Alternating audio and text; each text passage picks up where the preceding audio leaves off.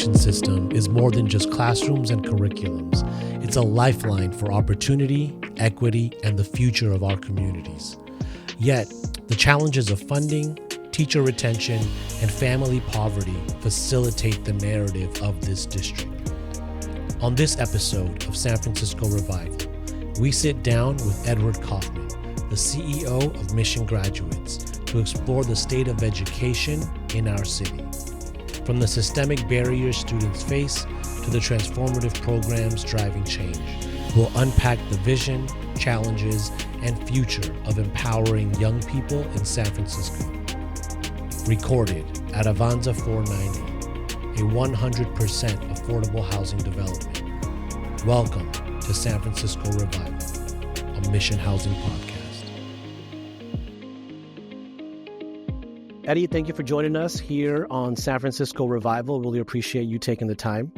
Thanks so much for having me. I appreciate it. Great. So let's get right into it. So tell us a little bit about Mission Graduates, the work you do, and the people you serve. Sure. So Mission Graduates, we've been a part of the Mission District for over 52 years.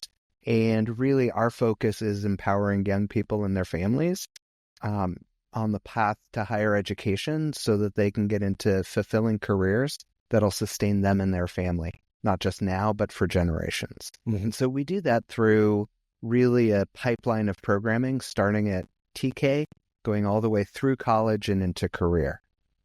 We really believe that if we're going to create a college-going culture for our families, that we want to start it as early as possible. So we, across all of our programs, last year we served about 4,200 young people and parents. Mm-hmm.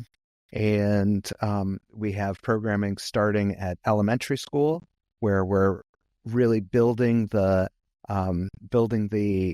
literacy and English language development skills of our students, all the while building their academic competencies and instilling college expectations. We do that at middle school as well, and then go into high school, where we run 3 different college access programs, 2 based out of 2 Mission High or 2 Mission schools, which is Mission High and John O'Connell, and then we support students into college and through college, and now after years, we also have about a decade worth of alumni, so we're supporting them as they get into their careers. And then obviously, we're a family-based program, so we also make sure that we're working with the parents, not just the students. Yeah. And so we have a really vibrant parent-partner program where we're doing parent-to-parent education. And so we have an amazing core of promotoras that are working with parents at the schools that their children all go together. Well, that's really great. Can you explain a little bit what the promotoras are, who the promotoras are? Sure. Yeah. So, I think if you have it, particularly, our focus as an organization is to work with schools where there's a high Latinx and a high English language learner community. Mm-hmm. And if you have someone that looks like me talking to parents about college is affordable, college is accessible, college is a reality for your kids, you're just not going to get the same sort of connection and belief as you will if you have a mother from the same school who says, yes, I know college is a possibility for my kids. I'm already planning, and here are some ways you can do it. And here's how you can support your child to get on a path that's going to include college. So for us, the promotoras is probably the strongest model we know to make sure that parents are aware of college being a possibility for their kids. And so, the promotora model was taken out of public health work, mm-hmm. and recognizing that trusted community leaders and, trusted community members are going to be really listened to a lot more than someone coming from outside of the community. Yeah. And so recognizing that we have between our parent leaders and promotoras, we have about 50, mostly moms. We have one dad, that are funny how it works out that often, huh? Not, but we're working to change it. Yeah. So, but because of that, those parents have their kids at the same schools that they're talking to other parents about. So, there's that connection, there's that relationship, and we've seen incredible results. Yeah, I can see how it's important for someone who might share the same experience as the parents to hear from them on this approach, right? Like a lot of that matters, especially experiencing a new country, might not knowing language, customs, etc. I want to go back to a little bit about what you said around starting with kids at the elementary school level. How important is it for families to hear this, but also for kids to hear at the earliest stages that college is a possibility for them? Well, that's such a great question, because I think back to, the first time I ever thought I was going to go, I'd ever heard of college. My dad was talking to me about his job, and he was an engineer. So I was really excited because I thought I was going to go on a train. He wasn't that kind of engineer, sadly, but I knew at that point, and I was probably 3 or 4, that I was going to go to college. Mm-hmm. Admittedly, I was thinking I was going to be a doctor. Turns out I can't stand the sight of blood. So that didn't really happen. But I knew from an early age. And I think that for our families, when you come from communities where college isn't accessible in their home countries, where college is something that is so cost prohibitive or something just for the elite or for the politically connected, and you don't know about it, you don't know how to include that in building sort of aspirations and dreams. And so for us, we think that just by explaining that college is a natural extension after high school, that young people are going to understand, okay, my journey through education is going to go elementary school, middle school, high school, college, right? And then I'll get into a career. And so that's the kind of thinking we want students to have. Yeah. Because the truth is that we know that if we're going to support young people to get a career that's really going to sustain them, they have to have some form of higher education at this point, right? It may not be a 4-year degree. It may be a 2-year degree or a certificate program, but they're going to need some form of higher education. And so we want to build those aspirations as early as possible. And what ends up happening is in a lot of college access programs, they're starting in high school, right? And so if you're starting in high school, students are having to do a lot of catch up. Students haven't been taking classes that are going to make them 4-year college eligible. And so you can definitely support students to get into college, but it's going to be harder to get them into the 4-year schools than it is to get them into community college. And so, if we want to give students the best chance, we think giving them those ideas and those thoughts in elementary school is going to help just naturally build those aspirations for them. Yeah, definitely. Even from my own experience being a student at SF public schools, my earliest indication of needing to be college ready was when I got to high school. And both of my parents did it. Neither of them graduated high school in India. And so when they came in, I think they had an expectation that he'll figure it out and end up going to college. But it was very difficult. I'm sure, the counselors, they tried, but there's a lot on the plates. And obviously, students also bring the everyday problems that they're facing, especially when they're coming from vulnerable communities to the school, to the classroom. And so it's hard to even get to the, what's your plan afterwards? What's your career going to be, right? Well, here are career options for skills you might have, right? So, I would have probably really appreciated some elementary school support there. So it's actually really amazing to hear that you guys have that that philosophy about it moving forward. Yeah, and then so not only are we talking to the young people, but we're talking to their parents, or their the promotoras are talking to their parents, and so they're all getting really clear. College is a possibility for their kids, and that you can go to college even if you don't have money, right? There's ways to afford college, and there's also ways to save for college, right? And so our promotoras also are very involved there's an amazing program that's a part of the city called Kindergarten to College, which sets up college savings accounts for all SFUSD students.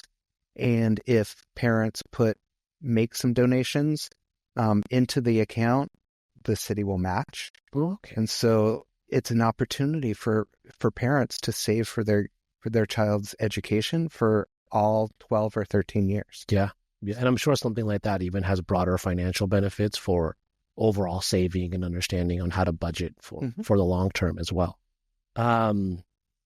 So, there's a lot of talk about intersectionality of issues with education, right? Health outcomes, job outcomes, economic outcomes, or economic issues. Obviously, us being a housing organization, you all being an education organization, what are the intersections that you've seen between housing and education? And how important is a safe, affordable, and stable home for a child's development? I think it's first of all, I can't imagine families who are able to, navigate being marginally housed or unhoused, and at the same time supporting their kids to go through school. And we have a number of families in San Francisco that are doing that. So, I fully believe housing is a human right, and that all people and all families should be able to have access to, affordable housing. But what we know is that, like I mentioned before, at all of the schools we work at, we're seeing a large population of families where the students are, they're either they might be couch surfing, staying with family members, going from one place to the next, or living in shelters, right? And in those situations, that makes it so difficult for students to be focused during the school day. So for us, we know that the only way we can do our work is if there are other partner organizations that are doing their work, right? So making sure that there is housing for people, that there is, access to food for families, that there's also healthcare, right? That all of those needs are getting taken care of, so that young people can be present and able to learn. Yeah. So yeah, I would say, we see those two issues being really inextricably linked.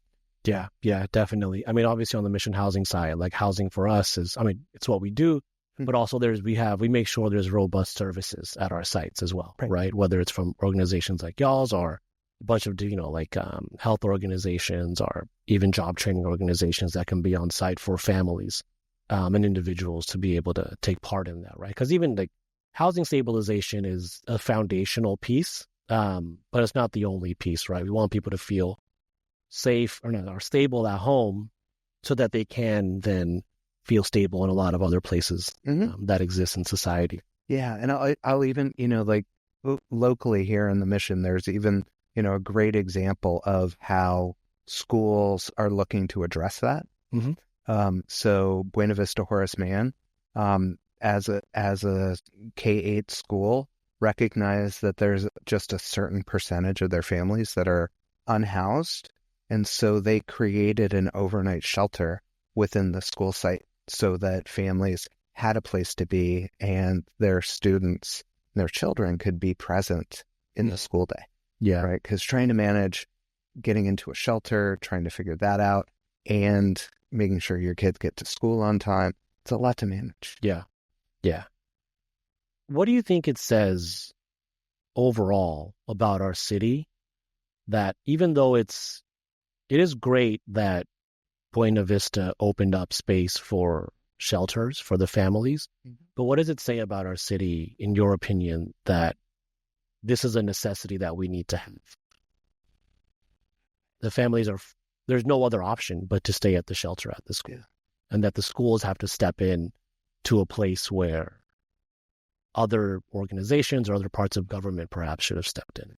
Well, I think unfortunately, it speaks to a long history of San Francisco, where San Francisco wasn't really building out the affordable housing in the way it needed to, right? And so we have incredible organizations like yours that are doing that, but there needed to be much more. And so we're in a place where housing is prohibitively expensive.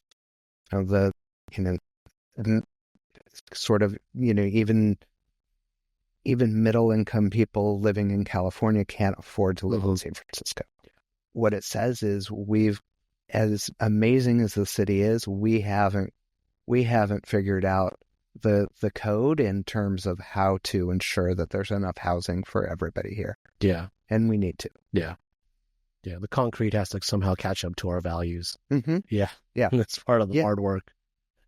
So I want to get into the school district a little bit.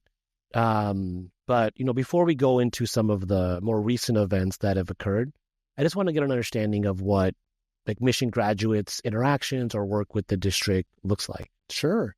Yeah. So our work, because we really are working on that pipeline, we partner very directly with schools, and school sites directly. So we're working with, across all of our programs, we're working with about 14 different SFUSD schools. And so, in many of those, we're their after school and summer provider. So we're working with the entire school. We're part of the school community. So intimately involved with the school and what the school's needs are, what the school's issues are, and how we can, hopefully support our students to do better. Yeah. So I would say that, sort of as an organization, when we started 52 years ago, we started providing after school programming, and that's never stopped. Mm-hmm. And so for us, we see our future very linked to the future of SFUSD, which, is obviously concerning as some of the changes in this school district have been going on. Yeah. Could you maybe recap a bit of the recent changes and some of the absolutely points of concern? Yeah. Well, I think one of the things we also have to go back a little bit. When San Francisco Unified School District was at its height, it was in the 1960s, and we had about 95,000 students, and the same number of schools we have now. And so, and then over time, San Francisco schools, the enrollment for San Francisco schools has dropped. Mm-hmm. And that's been sort of two different reasons, right? Well, probably more than two, but some of them being families can't afford to live here. And there's also a really high number of private schools that are pulling students. And then I think there were, just some challenges that the school district was facing that caused some families to decide they didn't want to have their kids in SFUSD. And so a lot of what happened was, the enrollment continued to decline. So before COVID, I think we were just over 52,000. And then COVID hit, and we've lost another 4,000 students since then. So I think we're at about 46,000. And so really half of what we were in the 60s. Mm-hmm. And so the challenge is that school districts get funded based on the number of students enrolled. So the less students you have in your school district, the less money you get. And so part of what has been happening is that the school district, it hasn't right-sized its expenses with the money that it's getting to support learning for the actual students that are part of SFUSD. So one of the things that happened when COVID hit is there was a lot of funding that came out federally and at the state level that supported school districts to build out learning. And so the school district, was utilizing COVID-related funds to help balance its budget, and also using some other forms of sort of one-time, revenue streams and expenditures so that they can make a balanced budget. And the challenge is that there is sort of a structural deficit in the school district budget of about $400 million over 3 years. So about $133 million a year. And so as a result, they recognized they need to start right-sizing their budget. And so there really was a host of things that they were doing, taking a look at kind of their administrative central office and realigning things there to it was a 5-point plan, and one of the plans was looking at what they called right-sizing their school portfolio, which means recognizing we have the same number of schools that there was 40 years ago, and we have half the students. Yeah. So recognizing that there's a lot of space that is being underutilized, and there's a recognition that each school site costs money to just run, and so if you could create, you could close some schools and merge other schools, you could create some cost savings, and maybe that would help. But the truth is that the cost savings that that they were coming up with wasn't really. It was maybe a tenth, maybe 15% of the overall deficit. And the truth is that process just wasn't handled in a way that really empowered families, where they felt like they could make a decision on and give information and feedback to the school district on what's important about schools and which schools should they keep open. Yeah. And so there was this process where families gave input, and then there was created this score, this composite score that took equity and access and the facilities all into account, and as well as on sort of a separate dimension, taking a look at enrollment of schools. And so as all of that came into focus at the beginning of this school year, it was clear that they were going to announce school closures and mergers. They pushed it back, and at the same time, they were clear that there's going to be a process, and that the Board of Ed would have to approve these closures.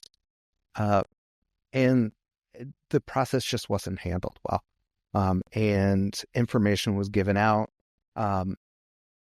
in ways that I think created an overall sense of fear and anxiety.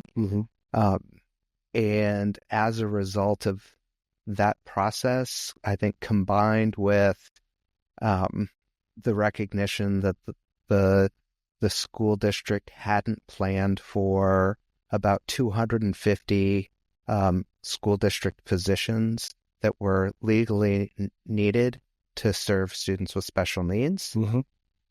So it just somehow didn't get put in the budget for this year. So they didn't have those positions at the start of the school year.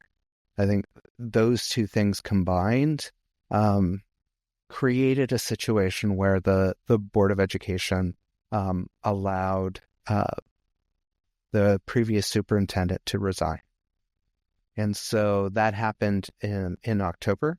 And the school district did an unprecedented thing at that time, which is asked someone who has no experience in running school districts, but has an incredible commitment to working with students and families, to take on the role of superintendent. And that's Dr. Maria Sue, who has been running the Department of Children, Youth, and Their Families for, I believe, about 15 years now.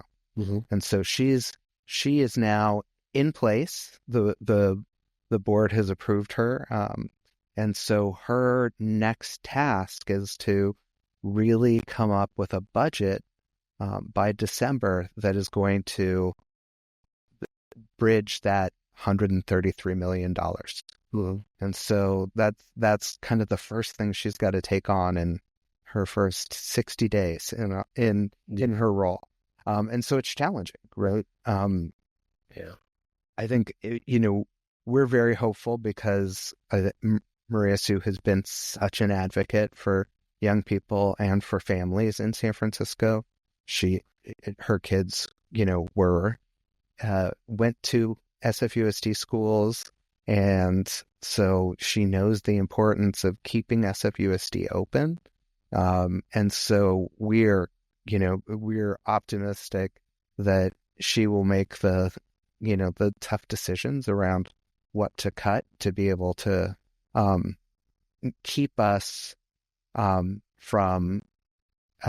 state takeover. Mm-hmm. Before we get to the state takeover, thank you for that recap, by the way. Are school closures still on the table? Thank you. I appreciate one of the things in bringing that up, in the change in superintendents when Maria Sue took on the role, the school district made it clear that there would be no discussions of mergers or closures this school year. Okay. But that doesn't mean that there won't be those conversations in future years. Mm-hmm. So, that is sort of short-term relieving, but not long-term relieving, because it puts all schools back into question. Yeah. Do you think you mentioned the process to develop the list of the former schools that may have been closed formally. Do you think that the process will be a little bit more parent involved or do you hope the process will be more parent involved next year? Yeah, I mean, I think that, I think there was an attempt to have parents involved. I think it was, but when they were, they asked for community and parent involvement in determining the importance of what they're going to evaluate.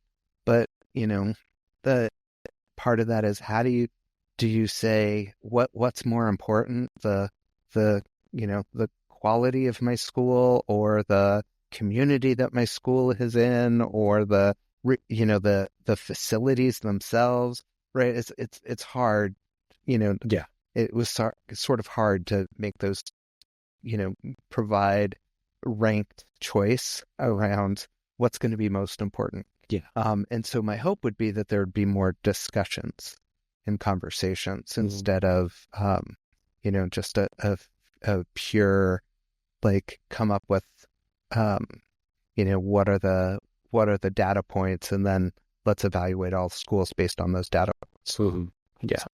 Yeah. So going to the state takeover, you mentioned, so there's a possibility that the state of California is going to take over San Francisco Unified School District. What does that mean? And how does that impact the day-to-day experience of the students? Yeah, well, it's a great question. One of the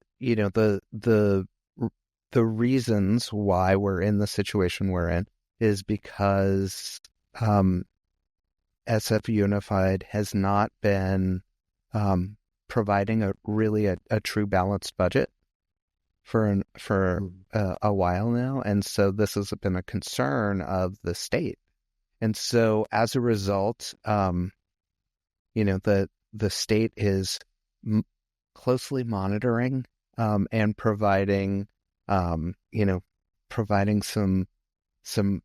advice to the school district right now. So, there's someone from the California Department of Education currently who's approving, taking a look at all positions and all contracts. And so, that's just the tip of the iceberg. If the school district doesn't come up with a balanced budget, then the state takes its next step. But in a state takeover of a school district, the school district then only focuses on academic outcomes. And, kind of what we were talking about before, we know that for young people to do well, they need all of their other needs met first. Yeah. Right? There has to be, there has to be emotional support. There has to be, food. There has to be housing. There has to be income coming in, for families. And so if you're not addressing all of those things, students are not going to be in a place where they can learn. And so a state takeover would mean that the state is only looking at academic outcomes to support, the decisions that are made in terms of staffing, in terms of contracts and all of that. And so, recognizing that there is a rich history in San Francisco of partnerships between nonprofits and the schools, we definitely don't want to see a state takeover. It would really harm the school communities that we serve. Yeah. So what are you hearing from students and parents about some of the turmoil at the top of the district? Like, is there concern? Is there confusion? Yeah, I think for a lot of our students and our families, as well as teachers and our staff, it's a lot of uncertainty. What's going to happen? Again, I feel optimistic having Maria Sue in place because she has been such an advocate, and she also knows the structure of the city and county really well, and will know how to work with the city and county in ways that the school district hasn't always worked well. But it is concerning. But I think some of the things that are most concerning, for young people and for parents is my school going to close? Yeah. Right? How long are we going to keep the process open where, around school, the how students get put into schools, right? Because many parents have a lot of concerns about, having to go all the way across the city to be able to support their child to go to the school that they were selected to go to. Yeah. So I think that, those are some of the things. I think it's, they're concerned about the upcoming budget cuts and what that's going to mean for their school community. Like, does that mean, more teachers are going to be cut? Does that mean more paraeducators are going to be cut? So, yeah. What could it mean for vulnerable communities and for a lot of students, families that you might serve who are ELL? Yeah, well, English language learners. Right. I think that's one of the big concerns is that as you tighten budgets, that there's less resources for some of the things that are some of the more resource intensive interventions, right? The truth is that English language learners need additional support and additional services, and they deserve that. And the concern is in a smaller budget, they're going to lose some of that support. Yeah. So I think the school district, it recognizes that it has a large English language learner population. It has a large population of communities of color that have been historically disenfranchised. And so there's an understanding to that. And we have to figure out a fix. Yeah. So I think part of, there has been a lot of school flight that has happened in the school district. I was mentioning before that private school enrollment is up significantly. It's at about 30% of the overall school population. Wow. And that's close to 3 times the national average. And so what that means is it's not just that the school district isn't getting money for the students attending school. It means those families that have the resources to pay for private school Mm-hmm. are putting those resources into a private school instead of being part of their school site council or their parents association, where they're raising money for the public school Yeah. to provide resources and supports for the entire school. Mm-hmm. And so, that's we have to find some ways to get some of those families back into the school district as well, so that there's more resources for the entire school district. Yeah, definitely. Has non-citizen voting, so for non-citizens to vote on the school board elections, has that helped in getting more parent involvement because they might have more decision-making power on the decision makers for the district? I think it really engaged parents in a way that that we didn't see before, but it also comes particularly now in this environment where there's a lot of misinformation and just outright lies about non-citizens voting in general elections. It's made a lot of parents very nervous about casting their ballot in this election, school board, and so It's fair. So that's challenging. But the more engaged parents are in the school district, the more likely they are to be able to support their kids. Yeah. And so being able to vote for the people who are going to lead their school district is such a concrete way that the parents can show that they're involved and engaged. Mm-hmm. So, but unfortunately, this year will be a little bit of a blip. Yeah. Fairly also. But yeah, unfortunately. Yeah. Kind of want to shift gears a little bit to maybe some misconceptions about our school system in San Francisco, and maybe ask, like, what's going well, if anything, either at the school level or at the policy level. Yeah, I think there's, I'm glad you asked. I think there's some really great things that the school district is doing. And there's been a big focus for schools to transition into a community school model, which kind of takes into account what we were talking about before. It's recognizing that if we want young people to do well in school, we have to take care of their holistic needs. Mm-hmm. And so if we create a continuum of care of services at the school that will take care of young people's and families' needs, then students are going to be more engaged. They're going to be more ready to learn.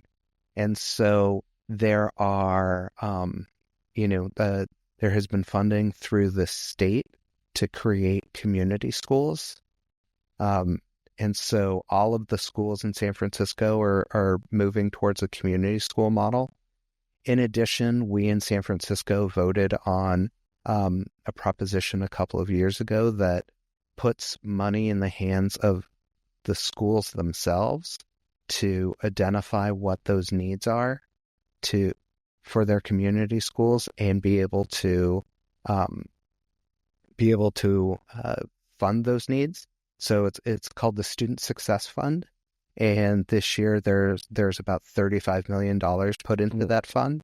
That and a majority of that goes directly to the school sites themselves.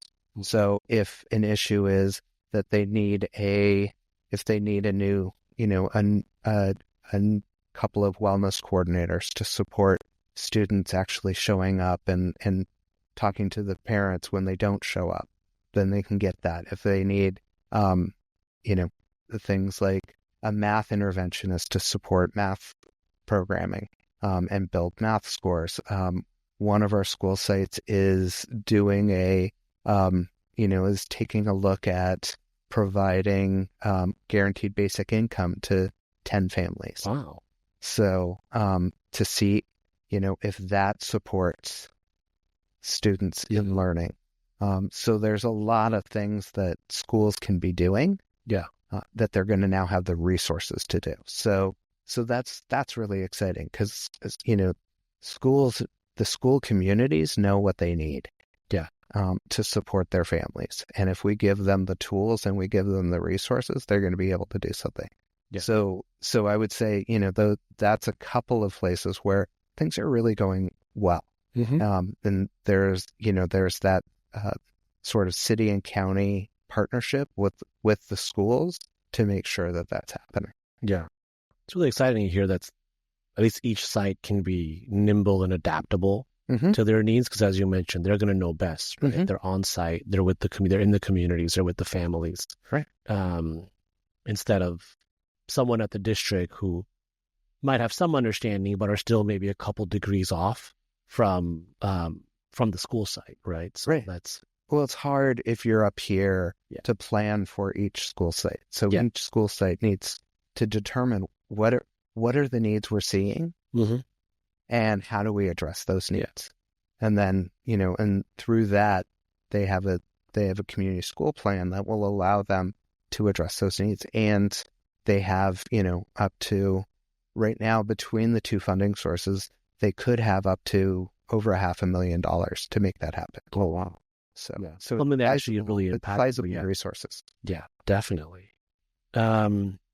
So you've been at Mission Graduates for over 10 years now? 10 years? I'm in my 13th year. Wow. So you've seen the neighborhood and the city go through gentrification, mass displacements, and through the COVID-19 pandemic. These experiences have greatly shaped myself, people, systems, society as a whole. How has that impacted youth in the city in terms of their development, their schooling, being in this city while these major fundamental changes are happening to its identity and makeup?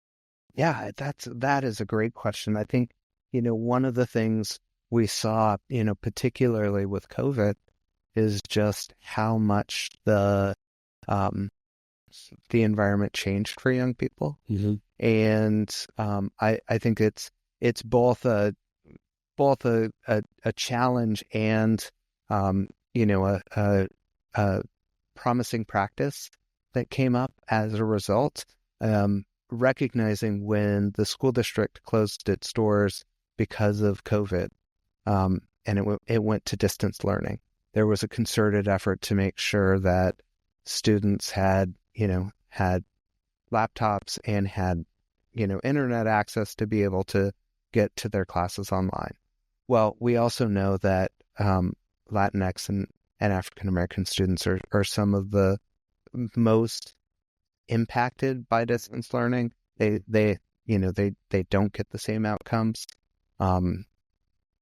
And so there was also a recognition that, some wealthy communities and some maybe more middle-class families got together and created their own sort of learning communities. Some of them sometimes hiring teachers to teach their students during COVID.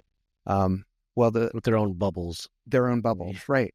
And that, some of our students that needed the most support weren't getting that. Yeah. Right. So it's one thing to have a computer and wireless and log into your classroom, but if you're living in a one room with your entire family, how are you able to focus?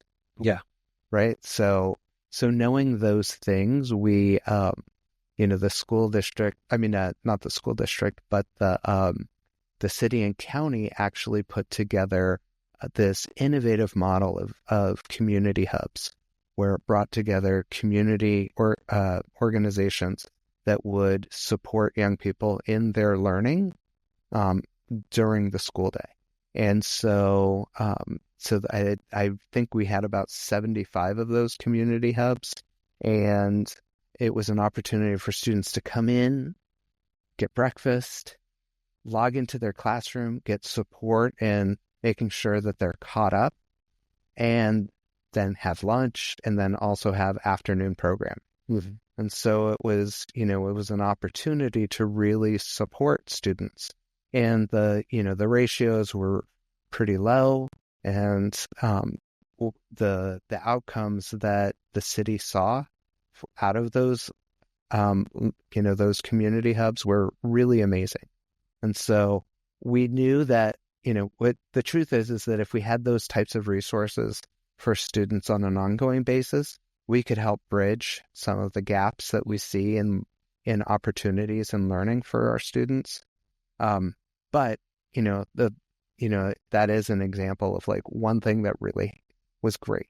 But overall, that still meant that because of COVID, we have a group of young people who, for really, the rest of their educational career are going to have gaps in their education, and gaps in their socio-emotional learning, how to connect with each other, how to deal with conflict, how to voice your opinions in a way that's going to be respectful, how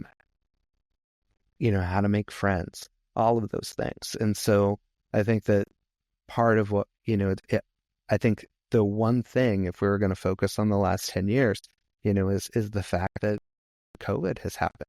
Yeah. And it's really going to impact everybody who was in school at that time until they get out of school. Yeah. Yeah. It's a fast way down. It's a slow way up. Mm-hmm. It really is. Yeah.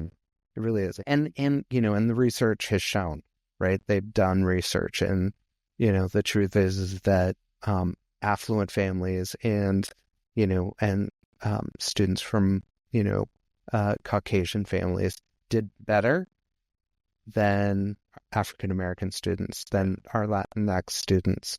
And so there was already a learning and opportunity gap before COVID, and COVID just exacerbated it. Yeah.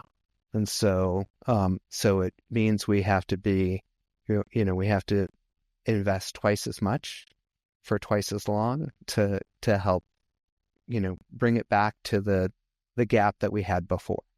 So yeah, which isn't even acceptable, right? yet. Which is not acceptable. Yeah, it's true. Yeah, yeah. I mean, it's too oftentimes a story of, a lot of places in a lot of countries, but obviously in this country with the intersections of race and class and how that leads to like generational outcomes. Yeah, time and again. So I'm going to transition from there to an opposite feeling. So with all that said, like what keeps you motivated and keeps you going on the tough days? It's our students and our parents. I think for me, when I think about our work, and I know how many of our staff started with us as students, and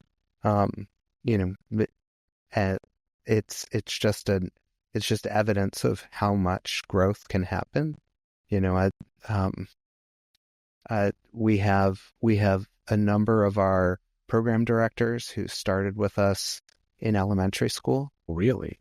So who've dope. Gone through our programs in the after school programs, have been a part of our college access programs, and have come back, started their career with us, and maybe started as an after school teacher and then became an assistant director and are now a director of a program slate. And so, to get to see that growth and that trajectory is pretty amazing. Yeah.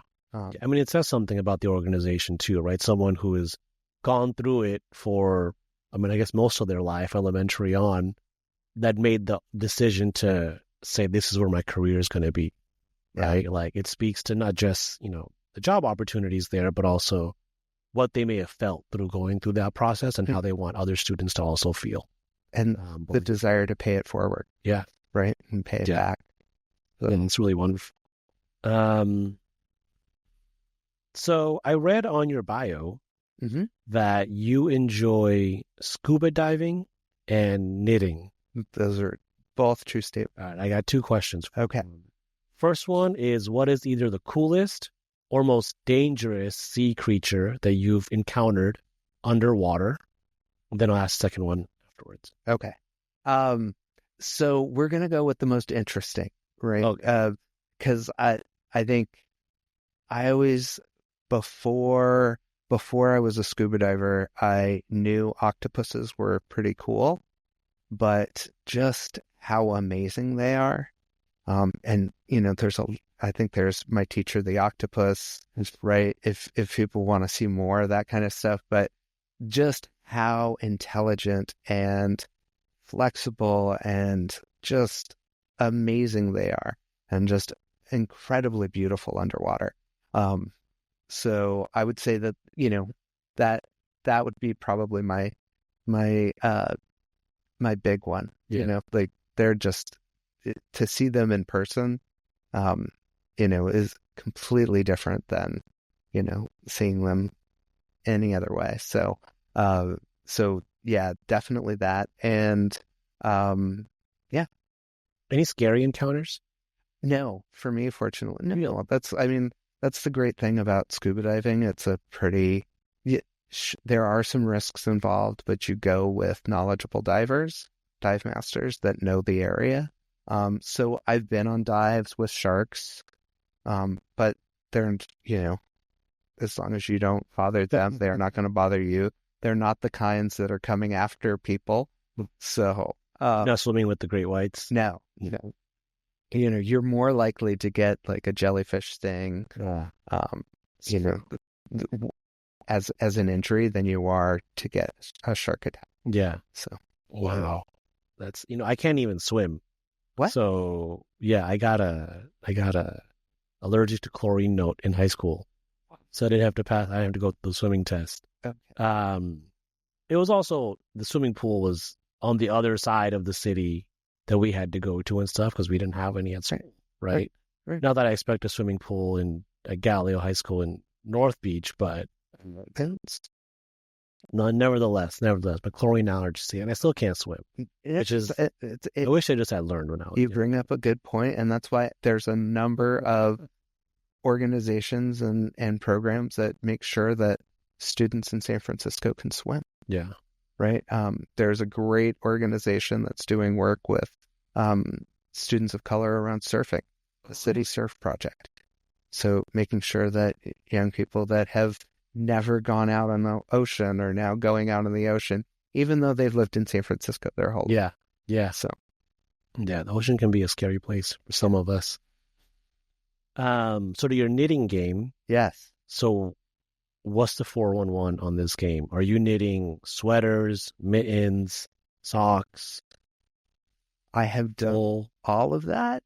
I've knitted everything. So, from the ketubah, which is the chuppah, which is the wedding canopy in a Jewish wedding, to swimwear, to leg warmers. But I think my favorite thing to knit is I love knitting baby blankets. Wow. So, only because I feel like if you get a handmade baby blanket, that's something, the family cherishes, but your baby blanket is something you grow up with. Yeah. And it becomes such a formative memory for you. And so I know kids that are 10 that are still trailing around their ratty, natty, blanket that they were using when they were a baby. So I love getting to, create something with love that'll be such an important part of their upbringing. I'm going to put a shameless plug. We are expecting twins in February. Really? I'm just going to put it out there. Okay. No expectations from you. No, on this. It is good. I've been doing 4 baby blankets in a row this year. So so I do need it. I will need a project very soon. That's board members and staff usually, whenever they have kids, they get the baby blanket. Yeah. No pressure. I might come by the office a couple times. That's good. So I'll share some baby pictures and bet, look, how they're doing. That's perfect. All right, last question before I get you out of here. We work about a block away from each other. Mhm. What is your favorite lunch spot around here? There's a lot to choose from. Yes. 16th and Mission, 16th and Valencia. Where y'all going? I mean, it of course depends on what I'm in the mood for. But I mean, you're right. We've got some of the best food. Like, we don't have to walk more than a block. We don't. So if I'm gonna keep it really local, I would definitely go with panchitas Okay. and pupusas. Yeah. If I need my burrito, I'm going to Pancho Villa. Yes. Thank you. So, because I'm a big Pancho's guy. I don't know how controversial this is going to be. I know it's totally but the pico de gallo sauce is amazing. green sauce is spicy. Right. I've been going since middle school, if not before. Right. Like all of our The food's friends. fresh. It looks great. Now, if I want something a little more, out of the ordinary, I might go a couple of blocks down and go to Burma Love. Well, okay. So, Yeah. Burma Love is really good. But the other two are my regular go. You try any South Asian food around here? Indian or Pakistani food? No. That's not true. I mean, pakwan. Yeah. Pakwan's another favorite. And then Alhambra is right across the street. Yes. It's pretty good. Yeah. And pakwan, I can't, that's 3 meals. Yeah. You order there and, you're taking dinner home for the next 2 nights. That is true. Back in high school, I would almost every Sunday try and go to the pakwan in the TL. Mm-hmm. Their other location where I was growing up is great. The food here is great. Yeah. Well, I don't know about you, but I'm kind of hungry ending on this piece. Really appreciate you taking the time, Eddie, talking about all the amazing work you all do with, not just while students are in school, but also afterwards. Mm-hmm. I think it's a big testament and the value to the work you all do to have so many staff come back, who have gone through your program. And I hope your optimism is correct for the new superintendent and hopefully for the future of SFUSD schools and for all the public school students in the city. I know we really need it. Our students deserve it. Yeah, they do. They always have. And, let's work on getting it there. Absolutely. And Thank you. It's so great to have a partner. You guys are not only a partner in the collective work, but you're our landlord. We've been with with Mission Housing for over 30 years as a tenant. Mm-hmm. So we're grateful for all that you're doing to make San Francisco livable for our families. Yeah. We're trying to build an affordable San Francisco. That's right. That's what we need to do. Thank you so much, Eddie. Thank you. Great.